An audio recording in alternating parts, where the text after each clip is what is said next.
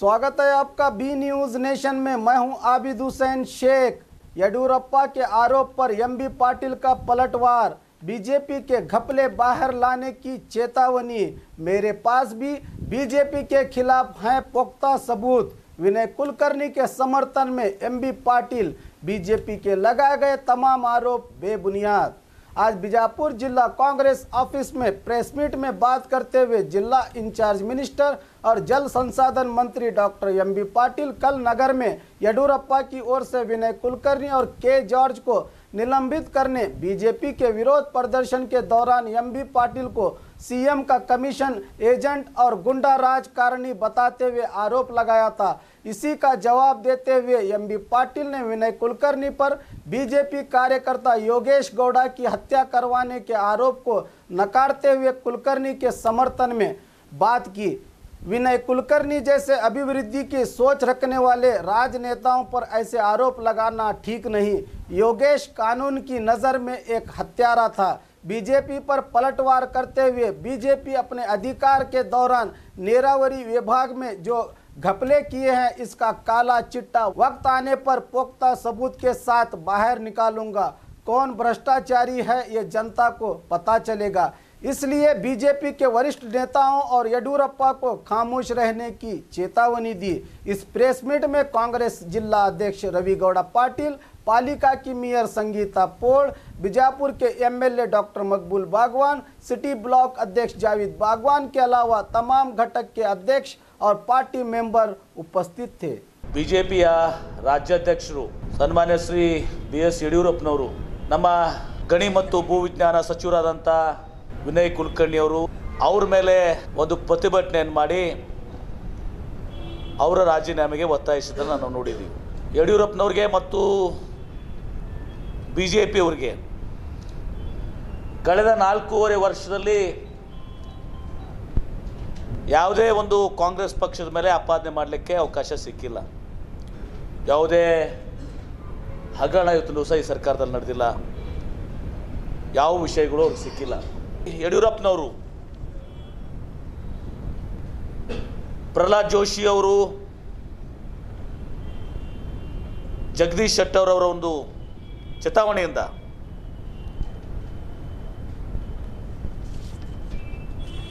ಏನು ಯೋಗೀಶ್ ಗೌಡ ಅಂಥೇಳಿ ಒಬ್ಬರು ಜಿಲ್ಲಾ ಪಂಚಾಯತ್ ಸದಸ್ಯರಿದ್ದರು. ಆ ಸದಸ್ಯರು ಹಿನ್ನೆಲೆಯನ್ನು ಇವರು ತಿಳ್ಕೊಳ್ಬೇಕಾಗಿತ್ತು. ಯೋಗೀಶ್ ಗೌಡ ಇವರು 5 ಮರ್ಡರ್ ಕೇಸ್ನಲ್ಲಿ ಭಾಗಿಯಾಗಿದ್ದಾರೆ. 5 ಮರ್ಡರ್ ಕೇಸ್ನಲ್ಲಿ ಭಾಗಿಯಾಗಿದ್ದಾರೆ. 12ರಿಂದ 13 ಅಟೆಂಪ್ಟ್ ಟು ಮರ್ಡರ್ನಲ್ಲಿ ಭಾಗಿಯಾಗಿದ್ದಾರೆ. 307 ಡಕಾಯಿತ್ ಕೇಸ್ನಲ್ಲಿ ಭಾಗಿಯಾಗಿದ್ದಾರೆ. 18 ವರ್ಷದ ಒಳಗಡೆ ಅವರು ಬಾಲ ಅಪರಾಧಿ ಆಗಿದ್ದರು. ಓರ್ವ ಜಿಲ್ಲಾ ಪಂಚಾಯಿತಿಯ ಕಾಂಗ್ರೆಸ್ ಮೆಂಬರ್ ಹಂಚಿನಾಳಪ್ಪರನ್ನು ಕೂಡ ಇವರು ಮರ್ಡರ್ನಲ್ಲಿ ಇವರು ಆರೋಪಿಯಾಗಿದ್ದಾರೆ. ಈ ಒಂದು ಪ್ರಕರಣ ಇವತ್ತೊಂದು ಸಹ ನ್ಯಾಯಾಲಯದ ಮುಂದಿದೆ, ಸಬ್ ಜುಡಿಸ್ ಆಗಿದೆ, ಜಜ್ಮೆಂಟ್ ಬರುವಂಥದ್ದು ಬಾಕಿ ಇದೆ. ಈ ಸಂದರ್ಭದಲ್ಲಿ ವಿನಯ್ ಕುಲಕರ್ಣಿ ಒಬ್ಬ ಯುವ ಮುಖಂಡ, ವಿಶೇಷವಾಗಿ ರೈತರ ಮೇಲೆ, ಯುವಕರ ಮೇಲೆ ಇವತ್ತು ಹೈನುಗಾರಿಕೆ ಮಾಡೋ ಮುಖಾಂತರ ಹೈನುಕ್ರಾಂತಿಯನ್ನು ಮಾಡಿದಂಥವ್ರು, ಅಪಾರವಾದಂಥ ಒಂದು ಜನ ಅವ್ರ ಮೇಲೆ ಒಂದು ವಿಶ್ವಾಸವನ್ನು ಇಟ್ಟಿದ್ದಾರೆ. ಅಭಿಮಾನಿಗಳು ಬಹಳಷ್ಟಿದ್ದಾರೆ. ಇವರ ಒಂದು ಷಡ್ಯಂತ್ರ, ಯಡಿಯೂರಪ್ಪನವ್ರದ್ದು, ಪ್ರಹ್ಲಾದ್ ಜೋಶಿ ಅವ್ರದ್ದು, ಜಗದೀಶ್ ಶೆಟ್ಟರ್ ಅವರು, ಈ ಒಂದು ಯುವ ಮುಖಂಡ ಇದ್ದಾನೆ, ಏನು ಬೆಳೀತಾ ಇದ್ದಾನೆ, ಅವನ ಬೆಳವಣಿಗೆಯನ್ನು ಸಹಿಸಿಕೊಳ್ಳಾರ್ದಕ್ಕೆ ಈ ರೀತಿ ಸಣ್ಣ ಮಟ್ಟಕ್ಕೆ ಹೋಗಿ ಹೊತ್ತು ಸಹ ಆಪಾದನೆ ಮಾಡುವ ಮಟ್ಟಕ್ಕೆ ಇಳಿದಿದ್ದಾರೆ. ಈಗೇನೋ ವೈಯಕ್ತಿಕ ಕಾರಣ, ಅದು ಇದು ಆರೋಗ್ಯ, ಮದುವೆಗಿದುವೆ ಕಾರಣ ಹೇಳ್ಬೋದು. ಈಗ ಅದರ ಜವಾಬ್ದಾರಿ ಇತ್ತು ಮುಖ್ಯಮಂತ್ರಿಗಳ. ಉತ್ತರ ಏನು ಉತ್ತರ ಕರ್ನಾಟಕ ಮೇಲೆ ಕೊಡ್ತಾ ಇದ್ರು, ಅವಾಗ ಜಗದೀಶ್ ಶೆಟ್ಟರ್ ಅವ್ರು ಇರಬೇಕಾಗಿತ್ತು. ಕಾರಜೋಳ ಅವರು ಭಾಳಷ್ಟು ಮಾತಾಡಿದ್ರು, ಅವ್ರು ಇರಬೇಕಾಗಿತ್ತು. ಅಲ್ಲಿ ಈಶ್ವರಪ್ಪನವರು ವಿಧಾನ ಪರಿಷತ್ನ ಮಾಡಿ ಅವ್ರು ಇರಬೇಕಾಗಿತ್ತು. ಈ ಗಿರಾಕಿಗಳು ಯಾರು ಇಲ್ಲೇ ಇಲ್ಲರು. ಮುಖ್ಯಮಂತ್ರಿಗಳು ಬಿಡಿಸಿ ಹೇಳಿದರು. ಉದಾಹರಣೆಗಾಗಿ ನೀರಾವರಿಗೆ 25,000 ಕೋಟಿ ಖರ್ಚು ಮಾಡಿದ್ದೀವಿ.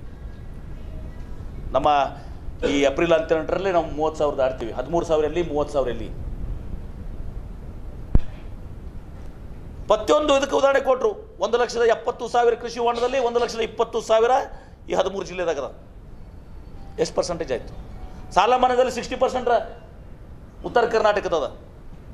ಉತ್ತರ ಕರ್ನಾಟಕ 13 ಜಿಲ್ಲೆ ಮಾತಾಡ್ತಾ ಇದ್ದೀನಿ. ಹೀಗಾಗಿ ಇನ್ನು ಹೇಳೋದು ಭಾಳಷ್ಟಿದೆ, ಅದು ಇಷ್ಟಕ್ಕೆ ನಾನು ಸೀಮಿತ ಮಾಡ್ತೀನಿ. ಈ ಯೋಗೇಶ್ ಗೌಡರ ಹತ್ಯೆಯಲ್ಲಿ ಇದು ಆಂತರಿಕವಾಗಿ ಅವರವರ ಏನು ದುಷ್ಕರ್ಮಿಗಳಿದ್ದಾರೆ, ಆ್ಯಂಟಿ ಸೋಷಿಯಲ್ ಎಲಿಮೆಂಟ್ಸ್, ಅವರಲ್ಲಿ ಆಗಿರುವಂಥದ್ದು. ವಿನಯ್ ಕುಲಕರ್ಣಿ ಅವರು ಆ ಒಂದು ಇದಕ್ಕೆ ಏನೂ ಸಂಬಂಧ ಇಲ್ಲ. ಇವತ್ತು ವಿನಯ್ ಕುಲಕರ್ಣಿ ಅವ್ರ ಮೇಲೆ ಯಾವುದೇ ಒಂದು ಕೇಸ್ ಇವತ್ತು ಅವ್ರ ಮೇಲೆ ಇರುತ್ತೂ ಸರ್. ಒಬ್ಬ ಯುವ ಮುಖಂಡರಿದ್ದಾರೆ, ವಿಶೇಷವಾಗಿ ಕೃಷಿ ಮೇಲೆ, ಹೈನುಗಾರಿಕೆ ಮೇಲೆ ಪ್ರೀತಿ ಇದ್ದಂಥ ಒಬ್ಬ ಅತ್ಯಂತ ಪ್ರಭಾವಿ ಪಾಪ್ಯುಲರ್ ಮುಖಂಡರಾಗಿ ಇವತ್ತು ಬೆಳೀತಾ ಇದ್ದಾನೆ. ಅವನು ಸಹಿಸ್ಕೊಳಕ್ಕಾಗ್ತಾ ಇಲ್ಲ, ನನ್ನನ್ನು ಸಹಿಸ್ಕೊಳಕ್ಕಾಗ್ತಾ ಇಲ್ಲ, ಸಿದ್ದರಾಮಯ್ಯ ಅವ್ರನ್ನ ಸಹಿಸ್ಕೊಳಕ್ಕಾಗ್ತಾ ಇಲ್ಲ. ಏನಾದ್ರು ಮಾಡಿ ಕಡಿ ಅವಕಾಶ ಅದು ಯಡಿಯೂರಪ್ಪನವ್ರಿಗೆ, ಕಡಿ ಅವಕಾಶ ಏನಾದ್ರು ಮಾಡಿ ಮುಖ್ಯಮಂತ್ರಿ ಆಗಬೇಕು ಅಂತೇಳಿ ಹತಾಶಾಗಿ ಈ ಕೆಲಸ ಮಾಡ್ತಾ ಇದ್ದಾರೆ. ಅದಕ್ಕೆ ಜನಕ್ಕೆ ಇದಕ್ಕೆ ಒಪ್ಪಿಗೆ ಕೊಡೋದಿಲ್ಲ. ಇವರೇನು ಮಿಷನ್ 150 ಇದಲ್ಲ, ಇದು ಎಲ್ಲ 50 ಬರ್ತದೆ ಇದು. ಹೀಗಾಗಿ ಯಡಿಯೂರಪ್ಪನವರು ಹಿರಿಯರು, ಅವ್ರ ಬಗ್ಗೆ ಗೌರವ ಅದ. ಆದರೆ ಅವರು ಇನ್ನೊಮ್ಮೆ ಜನತೆ, ರಾಜ್ಯದ ಜನತೆ ನಾವು ಮಾಡಿದಂಥ ಕಾಂಗ್ರೆಸ್ ಸರ್ಕಾರ, ಸಿದ್ದರಾಮಯ್ಯ ಅವರು ಮಾಡಿದ ಕೆಲಸಕ್ಕೆ ಮತ್ತೆ ನಮಗೆ ಬೆಂಬಲ ಕೊಡ್ತಾರೆ. ಇವರು ಮುಖ್ಯಮಂತ್ರಿ ಆಗುವಂಥ ಕನಸು ನನಸಾಗುವುದಿಲ್ಲ. ಜನ ಇವ್ರನ್ನ ವಾಪಸ್ ಅಧಿಕಾರಕ್ಕೆ ತರೋದಿಲ್ಲ. ನಾವು ಅಧಿಕಾರಕ್ಕೆ ಬಂದರೆ ಹಿಂಗೆ ಮಾಡ್ತೀವಿ, ಹೆಂಗೆ ಮಾಡ್ತೀವಿ, ಎಂ ಬಿ ಪಾಟೀಲ್ ಜೈಲಿಗೆ ಹಾಕ್ತೀವಿ, ವಿನಯ್ ಕುಲಕರ್ಣಿ ಜೈಲಿಗೆ ಹಾಕ್ತೀವಿ, ಜಾರ್ಜ್ ಜೈಲಿಗೆ ಹಾಕ್ತೀವಿ. ನಾವೇನೂ ತಪ್ಪು ಮಾಡಿಲ್ಲ, ನಮ್ಮ ಜೈಲಿಗೆ ಹೋಗೋ ಪ್ರಶ್ನೆ ಬರೋದಲ್ಲ. ಇದನ್ನು ಇಲ್ಲಿಗೆ ನಿಲ್ಲಿಸಬೇಕು. ಒಂದು ವೇಳೆ ಇದನ್ನೇ ನೀವು ಯಡಿಯೂರಪ್ಪನವರು, ಜಗದೀಶ್ ಶೆಟ್ಟರವರು, ಪ್ರಹ್ಲಾದ್ ಜೋಶಿ ಅವರು ಮುಂದುವರಿಸಿದ್ರೆ ನಮ್ಮ ಕಡೆನೂ ಭಾಳಷ್ಟು ಅಸ್ತ್ರ ಇದ್ದಾವೆ. ಅವೆಲ್ಲವನ್ನೂ ಕೂಡ ನಾವು ಇವತ್ತು ಮಾತಾಡಬೇಕಾಗತ್ತೆ. ನಾವು ಯಾವ ತಪ್ಪುಗಳನ್ನ ಮಾಡಿಲ್ಲ. ಭಾಳ ಸ್ಪಷ್ಟವಾಗಿ ಹೇಳ್ತೀನಿ. ವಿನಯ್ ಕುಲಕರ್ಣಿ ಆಗಲಿ, ಸಿದ್ದರಾಮಯ್ಯ ಆಗಲಿ, ಎಂ ಬಿ ಪಾಟೀಲ್ ಆಗಲಿ, ಜಾರ್ಜ್ ಆಗಲಿ, ನಾವು ಯಾರೂ ತಪ್ಪು ಮಾಡಿಲ್ಲ. ತಪ್ಪು ಮಾಡಿದ್ರೆ ಹೊತ್ತಿನಾಗ ಇವ್ರು ಬಿಡ್ತಿರಲಿಲ್ಲ ನಮಗೆ. ಸುಮ್ಮನೆ ಬಿಡೋದು. 3 ದಿವಸನಾಗ ನೋಡ್ರಿ 4 ಮಂತ್ರಿಗಳು ಒಂದು ವರ್ಷ ಹೇಳ್ಕೊತ ಬಂದಾರೆ. ಬಿಜಾಪುರನಾಗ 1 ಲಕ್ಷ ಜನ ಸೇರಿಸಿ ಎಂ ಬಿ ಪಾಟೀಲ್ ಹಗರಣ ಬಯಲು ಮಾಡ್ತೀನಿ ಅಂತೇಳಿ ಮಾಡ್ರಿ. ಯಾರು ಬೇಡ ಅಂದಿದ್ದಾರೆ? ಈಗ ಇಲ್ಲಿ ಬಂದಿದ್ದೀರಲ್ಲ, ನಾಳೆ 2ನೇ ತಾರೀಕಿಗೆ ನಮ್ಮ ಮತಕ್ಷೇತ್ರದಾಗ ಅದ, ಅಥವಾ ವಿಜಯಪುರದಾಗಿದ್ದೀರಿ, ನೀವು ಬಯಲು ಮಾಡಿರಿ. ನನ್ನ ಕಡೆ ಏನೋ ದಾಖಲಾತಿಗಳದಾವು, ನಮ್ಮ ಕಡೆ ನಾವು ಬಯಲು ಮಾಡ್ತೀವಿ ಅಂತ ಪರಿಣಾಮ ಎದುರಿಸಾಕತ್ರಿ ನೀವು. ನಾ ಯಾಕೆ ಸುಮ್ಮನೆ ಬಿಟ್ಟಿದ್ದೀನಿ? ನಾನು ಒಂದು ದಿವಸ ನೀರಾವರಿ ಇಲಾಖೆದಾಗ 4-5 ಇಂಪಾರ್ಟೆಂಟ್ ಫೈಲ್ ತೆಗಿಸಿಟ್ಟಿದ್ದೀನಿ. ಕೆಲವೊಂದು ಇಂಪಾರ್ಟೆಂಟ್ ಫೈಲ್ ತೆಗಿಸಿಟ್ಟಿದ್ದೀನಿ. ಅದು ನಾನು ಬಿಡ್ತೀನಿ. ಏನ್ರಿ, ನಾ ಭ್ರಷ್ಟಾಚಾರ ಮಾಡಿದ್ದೀನೋ, ಇವ್ರು ಭ್ರಷ್ಟಾಚಾರ ಮಾಡಿದಂಥ ಅದನ್ನು ಕೂಡ ನಾ ಈಗಾಗಲೇ ಮುಖ್ಯಮಂತ್ರಿಗಳ ಗಮನ ತಂದದನ್ನೆಲ್ಲ ಫೈಲ್ ತೆಗೆದಿಟ್ಟಿದ್ದೀನಿ. ಅದನ್ನು ಬಿಡುಗಡೆ ಮಾಡ್ತೀವಿ. ಅದಕ್ಕೆ ಜವಾಬ್ದಾರಿ ಇದ್ದಿದ್ದಂಥ ಯಡಿಯೂರಪ್ಪನವರು, ತಾವು ಹಿರಿಯರು, ಮಾಜಿ ಮುಖ್ಯಮಂತ್ರಿಗಳು, ಈ ಎಲ್ಲ ಕಮಿಷನು ಇದನ್ನೆಲ್ಲ ಅನುಭವಿಸಿ ಎಲ್ಲ ಮಾಡಿ ಬಂದಿದ್ದೀರಿ.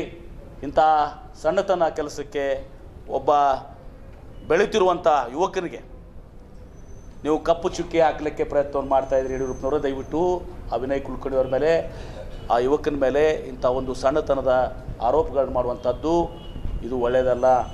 ಬೆಳೀತುವ ಒಬ್ಬ ಪ್ರತಿಭೆ ಇದೆ ನಾವು ತುಂಡು ಸರ್ ನಮ್ಮಲ್ಲಿ. ಅವನನ್ನು ಹತ್ತಿಕ್ಕುವಂಥ ಒಂದು ಪ್ರಯತ್ನ ನಡೆದಿದೆ. ಅದು ಭಾಳ ಜನ ಅದನ್ನು ಸಹಿಸ್ಕೊಳ್ಳೋದಿಲ್ಲ. ಇದು ನಿಮಗೆ ತಿರುಗುಬಾಣ ಆಗ್ತದೆ ಅನ್ನೋ ಮಾತನ್ನು ಯಡಿಯೂರಪ್ಪನವ್ರಿಗೆ ನಾನು ಹೇಳಕ್ಕೆ ಬಯಸ್ತೇನೆ, BJP ಅವ್ರಿಗೆ ಮತ್ತು ಯಡಿಯೂರಪ್ಪನವ್ರಿಗೆ. और खबरों के लिए देखते रहिए B News नेशन।